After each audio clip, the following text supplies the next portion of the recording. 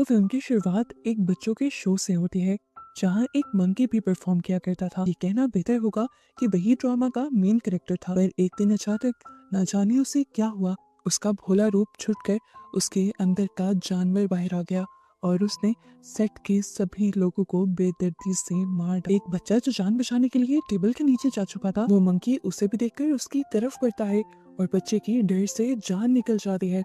पर बच्चे को देखकर उसका भोला रूप दोबारा उसके ऊपर हावी हो जाता है और वो बच्चे को हाय कहकर वहां से चला जाता है। उस दिन के बाद से वो शो खत्म हो जाता है और इस वाकये को सालों गुजर जाते हैं और अब हम एक कंट्री साइड पर एक बूढ़े आदमी को घोड़ों को फिल्म सेट की शूटिंग के लिए ट्रेन करते हुए देखते हैं। अचानक आसमान से अजीबोगरीब चीजों की बारिश होने लगती है और वहां से एक सिक्का भी गिरता है, जो सिक्का उस बूढ़े आदमी के सर के अंदर घुस जाता है और उसके दिमाग को चीर देता है, जिसकी वजह से उनकी मौके पर ही मौत हो जाती है। उनका बेटा जो इस टाइम उनके पास खड़ा था, एकदम से वो परेशान हो जाता है कि आखिर उसके डैड को हो क्या था। डॉक्टर्स उसे तसल्ली देते हैं और कहते हैं जो होना था वो हो गया है। हो सकता है ऊपर से कोई जहाज गुजर रहा हो और उसी से वो सिक्का गिरा हो। ये लड़का भी इस थ्योरी को मान जाता है क्योंकि सच में उसे ऊपर से उस दिन कुछ तो गुजरने की आवाज आई थी। अब 6 महीने गुजर जाते हैं। जो काम अब ओजे के डैड किया करते थे वो अब ओजे को खुद करना था। वो घोड़ों को ट्रेन करता है और एक दिन उन्हें फिल्म प्रोडक्शन का एक कॉन्ट्रैक्ट भी मिल जाता है, जहाँ पर वो अपने लकी नाम के घोड़े को लेकर आता है। फिल्म सेट पर ओजे की बहन अपना और अपनी फैमिली का इंट्रोडक्शन देती है और बताती है कि हॉलीवुड में पहली मोशन पिक्चर पर जो आदमी राइड कर रहा था वो उसके ग्रैंडपा थे और उसके बाद से आज तक जितने भी हॉर्सेस इस्तेमाल हुए हैं फिल्म प्रोडक्शंस के अंदर वो सारे उसी की फैमिली ट्रेन करती है। फिर अब जब शूटिंग का टाइम स्टार्ट होता है तो ओजे का घोड़ा जिसका नाम लकी है वो लाइट की रिफ्लेक्शंस को देखकर बहुत ज्यादा घबरा जाता है और कंट्रोल से बाहर चला जाता है। यहाँ पर जितने भी को एक्ट्रेस होते हैं घोड़े को इस तरह मचरा हुआ देखकर वो डर जाते हैं और इस घोड़े के साथ काम करने से मना कर देते हैं और इस तरह ओजे को जो जिंदगी में पहला प्रोजेक्ट मिला था वो भी उसके हाथ से निकल जाता है और वो बहुत ज्यादा उदास हो जाता है इस बात को लेकर कि वो अब अपना फैमिली बिजनेस नहीं संभाल सकता। वो अपने घोड़ों को इस तरह से ट्रेन नहीं कर सकता जिस तरह से उसके ग्रैंडपा और उसके बाबा किया करते थे और अब वो एक फैसला करता है कि वो इस लकी घोड़े को बेच देगा। इसीलिए वो उसे लेकर थीम पार्क के अंदर चला जाता है और वहाँ उसकी मुलाकात होती है रिकी से। पता चलता है कि रिकी वही बच्चा था जो सालों पहले उस मंकी शो में मंकी के हाथों बच गया था। रिकी अपने आने वाले हर इंसान को उस दिन की स्टोरी बहुत ही मजे से सुनाता है और वो ये भी बताता है कि किस तरह फैमिली में अकेला रह जाने के बावजूद भी उसने अपने आप को बहुत स्ट्रॉन्ग रखा और आज वो इस स्टेज पे है कि उसका अपना थीम पार्क है। वो ओजे से कहता है मैं तुम्हारा एक घोड़ा तो क्या तुम्हारा पूरा अस्तबल खरीद सकता हूँ। पर ओजे को अपना पूरा अस्तबल नहीं बेचना था, इसीलिए वो वहाँ से बाहर निकल आता है। लेकिन ओजे की बहन चाहती थी कि उनकी ये डील हो जाए। ये लोग अब रात में अपने घर में ही होते हैं कि अचानक इनके घर की लाइट्स फ्लिकर करने लग जाती हैं। बाहर से इन्हें अजीब भयानक सी आवाज सुनाई देती है और ओजे का एक घोड़ा अपनी रस्सियां तुड़वा कर उनके अस्तबल से भाग जाता है। ओजे जल्दी से अपनी गाड़ी में बैठकर अपने घोड़े का पीछा करता है तो उसे आसमान में एक अजीब सी चीज दिखाई देती है। ये एक एलियन शिप लग रहा था। इसे देखकर ओजे बहुत ज्यादा हैरान हो जाता है। उसके देखते ही देखते वो एलियन शिप गायब हो जाती है और ओजे नोटिस करता है कि उस एलियन शिप के यहाँ से जाते ही उसके घर की लाइट्स भी दोबारा से ठीक हो गई थी और इस बात से तो उसे 100% कंफर्म हो गया कि वो एलियन शिप ही थी जिसके उनके घर के करीब आते ही उनके घर से सारे इलेक्ट्रिकल कनेक्शंस और सिग्नल्स खत्म हो गए थे। वो ये बात आकर अब जल्दी से अपनी बहन को बताता है कि किस तरह उसने आसमान में एक एलियन शिप देखी है। उसकी बहन भी एक्साइटेड हो जाती है और बताती है कि अगर किसी तरह हमने उस एलियन शिप की तस्वीर खींच ली और मीडिया को दे दी तो हम माला माल हो सकते हैं। ये लोग अब उस एलियन शिप को अपने कैमरास में कैप्चर करने का एक प्लान बनाते हैं। हर वक्त तो वो उस पर नजर रखने के लिए खड़े हो नहीं सकते थे, तो ये प्लान करते हैं कि कल को ही अपने घर पर सीसीटीवी इंस्टॉल करवा लेंगे। इस टाइम सीसीटीवी इंस्टॉल करने के लिए उनके घर पर एक टेक्नीशियन भी आया था और उस टेक्नीशियन को ये जानकर बहुत अजीब लगता है कि वो ये सारे सीसीटीवी कैमरास अपने घर के अंदर इंस्टॉल करवाने के बजाय इनको आसमान की तरफ करके इंस्टॉल करवा रहे थे। वो भी समझ आता है कि इनको आसमान में कुछ ऐसा दिखा है जो नॉर्मल नहीं है। क्यूरियोसिटी में वो इस सारे कैमरास की एक्सेस अपने पास भी रख लेता है ताकि वो अपने ऑफिस से भी इन कैमरास के ऊपर नजर रख सके। अब रात होते ही दोबारा ओजे और उसकी बहन उस एलियन शिप के आने का इंतजार करने लग जाते हैं। वो एलियन शिप इनके घर के पास आता तो है, लेकिन उन सीसीटीवीज में रिकॉर्ड नहीं हो पाता, क्योंकि जब जब एलियन शिप इनके घर के पास आता है, उसके घर की और घर के आसपास की सारी बिजली से चलने वाली चीजें बंद हो जाया करती हैं। ये बात अब ओजे और उसकी बहन को भी समझ आ गई थी, और ये भी समझ आ गई थी कि अगर उन्हें उस एलियन शिप को रिकॉर्ड करना है तो इन्हें कोई और रास्ता ढूंढना पड़ेगा। दूसरी तरफ हमें दिखाया जाता है कि वो टेक्नीशियन भी अपने घर से इन सारी चीजों के ऊपर नजर रख रहा था, और वो नोट करता है कि अगर फुटेज को फास्ट फॉरवर्ड किया जाए तो देखने को मिलता है कि वहां पर सारे बादल मूव कर रहे हैं सिवाय एक बादल के, और जरूर उस बादल के पीछे कुछ होगा। यही बताने के लिए अब वो ओजे के घर आ जाता है। यहाँ ओजे और ओजे की बहन उसे बता देती है कि वो एक एलियन शिप है, और क्या हम इस एलियन शिप की सच्चाई इस बादल की तस्वीर खींचकर लोगों को नहीं बता सकते। वो टेक्नीशियन कहता है नहीं, कोई हमारी बात पर यकीन नहीं करेगा, हमें जरूर कोई दूसरा रास्ता ढूंढना होगा। दूसरी तरफ हमें दोबारा रिकी को दिखाया जाता है जो अपने थीम पार्क में अपना शो परफॉर्म कर रहा था। वो अपने शो में बड़ी बड़ी चीजों को एक ही मिनट में गायब कर दिया करता था, और आज वो गायब करने वाला था उस घोड़े को जो उसने ओजे से खरीदा था। बहुत सारे लोग उसके इस शो को देखने आए हुए थे। अचानक यहाँ पर एक भयानक तूफान आता है और रिकी खुश हो जाता है, ऐसा जाहिर करता है कि उसकी ट्रिक काम करने लगी है। जबकि ऊपर हम देखते हैं यहाँ पर वही बादल था जो काफी टाइम से हिला नहीं था, और वही रिकी के पार्क के ऊपर आया था। एकदम से वो तूफान बढ़ता है और यहाँ इस घोड़े के साथ साथ रिकी को भी निकल जाता है।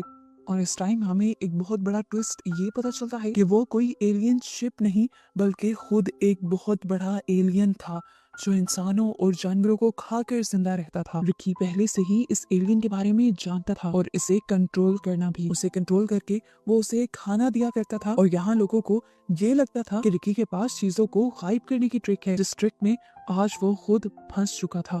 एलियन आज आउट ऑफ कंट्रोल होने की वजह से रिकी को भी निकल जाता है, और सभी यहाँ बहुत ज्यादा डर जाते हैं। सभी लोग यहाँ से अपनी जान बचाकर भाग जाते हैं, और शाम होने तक इस थीम पार्क में कोई भी नहीं रहता। शाम होने पर जब ओजे इस थीम पार्क में आता है तो हम देखते हैं कि वो एलियन पहले से ही जैसे किसी के आने के इंतजार में हो। उसे देखते ही वो उसकी तरफ बढ़ जाता है, और उससे बचने के लिए ओजे वहाँ एक कैबिन के नीचे छुप जाता है, और उसका सर किसी ठोस चीज से टकरा कर वो बेहोश हो जाता है। एलियन को तो वो नहीं मिला था, इसलिए एलियन यहाँ से चला गया था। शाम होने पर ओजे को जब होश आया तो फौरन अपनी जान बचाते हुए उसने यहाँ से भागने की, और रास्ते में उसने अपनी बहन को भी फोन कर बता दिया कि जिस चीज को हम एलियन शिप समझ रहे थे वो खुद एक एलियन है जो इंसानों और जानवरों को खाता है। उसे बताता है कि मैंने खुद उसे थीम पार्क के अंदर देखा है, थीम पार्क में उसने सबको खा लिया था और वो मेरे भी पीछे पड़ा हुआ है। मैं अब घर वापस आ रहा हूँ। उसने अब कॉल बंद की थी कि यहाँ पर ओजे की बहन को भी एक भयानक तूफान की आवाज सुनाई देने लगी। इस टाइम इनके घर के ऊपर भी वही एलियन था जो ओजे की बहन को भी खा सकता था, लेकिन ओजे की बहन को खाने के बजाय वो इस घर के ऊपर बहुत सारी चीजें फेंकने लग जाता है। वो सारा सामान फेंकने लग जाता है उन इंसानों का जिन इंसानों को उसने खाया था, और उनका खून भी वो इसलिए घर के ऊपर फेंक देता है जिससे एक ही मिनट में ये घर खून में नहाया जाता है। यहाँ पर एक और चीज उस एलियन के बारे में ये पता चलती है कि वो एलियन इंसानों का मांस और हड्डियां ही खा सकता था। खून और बाकी चीजें वो हमेशा नीचे फेंक दिया करता था, और इन्हीं चीजों की बारिश की वजह से पहले ओजे के डैड भी मारे गए थे। अब ये सारी बात जाकर ये दोनों उस टेक्नीशियन को बताते हैं। ये चाहते हैं कि किसी तरह ये लोग उस एलियन को कैप्चर करें, उसकी वीडियो बनाएं और फिर सारे इंसानों को उसकी सच्चाई बताएं, लेकिन ऐसा करना आसान नहीं था। जब जब भी वो एलियन जमीन के करीब आता था, इर्द गिर्द की सारी इलेक्ट्रॉनिक चीजें बंद हो जाती थी। कैमरा भी तो एक इलेक्ट्रिकल डिवाइस ही थी, तो ये लोग उसे कैसे कैप्चर कर सकते थे। वो टेक्नीशियन अब उन्हें एक ऐसे आदमी के पास लेकर जाता है जो वाइल्ड लाइफ फोटोग्राफर है, और उसके पास एक ऐसा कैमरा है जो किसी बैटरी से नहीं चलता बल्कि हाथ के घुमाने से चलता है। ये लोग उससे कुछ देर के लिए वो कैमरा लेना चाहते थे, पर वो आदमी इनसे कैमरा लेने की वजह पूछता है, और ये लोग सच सच सब कुछ बताते रहे। लेकिन इस आदमी को उनकी इस एलियन वाली कहानी पर यकीन नहीं होता, और वो उन्हें डरा धमकाकर यहाँ से भेज देता है। रात में जब वो न्यूज देखने के लिए बैठता है तो उसे न्यूज में एक बहुत ही अजीब खबर पता चलती है कि उनके इस इलाके में एक ऐसे जानवर को देखा गया है जो अपने साथ के दूसरे जानवरों को मारकर और इंसानों को भी मारकर खा जाता है, लेकिन अभी तक उस जानवर को देखा नहीं जा सका। इस न्यूज का सुनना था कि उस आदमी को सारी कहानी समझ आने लगी, और उसे ओजे और उसकी टीम की बातों पर भी यकीन आने लगा, और अब उसने खुद ही उस कैमरा को ओजे की टीम के पास ले जाने का फैसला किया। ये लोग अब ओजे के घर के पास उस कैमरा को सेट कर देते हैं, क्योंकि जानते हैं कि वो एलियन यहीं ओजे के घर के आसपास रहता है। साथ ही वो यहाँ पर बहुत सारी इलेक्ट्रिकल डिवाइसेस भी लगाते हैं ताकि जैसे ही ये डिवाइसेस बंद हों तो इन्हें पता चल जाए कि एलियन इनके घर के पास है। सारा सेटअप लगाने के बाद ये लोग उस एलियन के आने का इंतजार करने लग जाते हैं और इसी दौरान ओजे की बहन नोटिस करती है कि इधर कोई आदमी भी आ रहा था और वो थीम पार्क की तरफ ही जा रहा था। थीम पार्क में तो खतरा बहुत ज्यादा था। थीम पार्क में कोई भी इंसान जाता था तो एलियन उसे खा जाया करता था। ओजे की बहन उस आदमी को जाकर ये बात बताना चाहती थी। वो उसे रोकती भी है। वो उससे पूछती है कि तुम कौन हो और यहाँ क्या करने आए हो।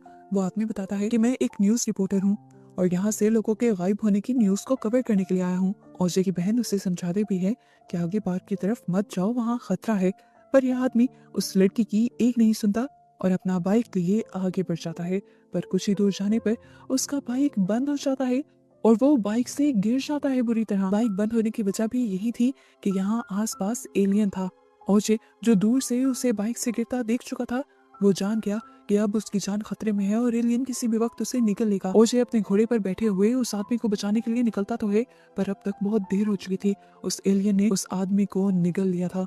जबकि दूर हमें दिखाया जाता है कि उस वाइल्ड लाइफ फोटोग्राफर ने भी मौके का फायदा उठाते हुए वो सब कुछ अपने हाथों से रिकॉर्ड कर लिया था अपने कैमरे के अंदर। जितनी फुटेज उसे मिली थी ये काफी थी, लेकिन वो इस सब को और अच्छे से रिकॉर्ड करना चाहता था, इसीलिए वो उस एलियन के नीचे भी चला जाता है। बेवकूफ ये नहीं जानता कि उस एलियन की सक करने की, अपनी तरफ खींचने की पावर बहुत ज्यादा थी। वो इस फोटोग्राफर को भी अपने अंदर सक कर लेता है। इसके बाद उस फोटोग्राफर की भी मौत हो जाती है और बच जाते हैं ये तीनों। ये एलियन इन तीनों को भी खाना चाहता था। इनकी तरफ बढ़ने के लिए वो अपना रूप बदल लेता है और अपने आप को एक बहुत बड़े से पैराशूट की शक्ल में ले आता है और तेजी से ओजे की बहन की तरफ बढ़ता है। पर ओजे की बहन उसे चकमा देते हुए भागती रहती है। ओजे की बहन इस टाइम एलियन से काफी दूर आ चुकी थी और उसे उस न्यूज रिपोर्टर का बाइक भी मिल गया था। वो इस बाइक के ऊपर बैठकर इस बाइक को स्टार्ट करने की कोशिश करती है तो किस्मत से बाइक स्टार्ट भी हो जाता है, क्योंकि वो एलियन इस बाइक से काफी दूर था। अब वो इस बाइक को चलाते हुए जल्दी से थीम पार्क के अंदर आ जाती है और यहाँ पे लगे हुए बड़े बड़े हीलियम बैलून को काट कर हवा में उड़ा देती है। उस एलियन को लगता है कि वो बैलून्स इंसान हैं, इसीलिए वो उड़कर उन बैलून्स के ऊपर जाकर उन्हें इंसान समझते हुए निकल जाता है। अब ठीक इसी वक्त जब एलियन दूर खड़ा उस गुब्बारे को अपने अंदर निकल रहा था, ओजे की बहन मौका पाते हुए अपने डिजिटल कैमरा से उस एलियन की पिक्चर बना लेती है। इस टाइम ये डिजिटल कैमरा इसलिए वर्क कर रहा था क्योंकि वो एलियन से बहुत ज्यादा दूर था और इस पिक्चर को सही से लेने के लिए ओजे की बहन ने कैमरा को फुल जूम भी किया हुआ था। फाइनली उन्हें इस एलियन की पिक्चर मिल जाती है।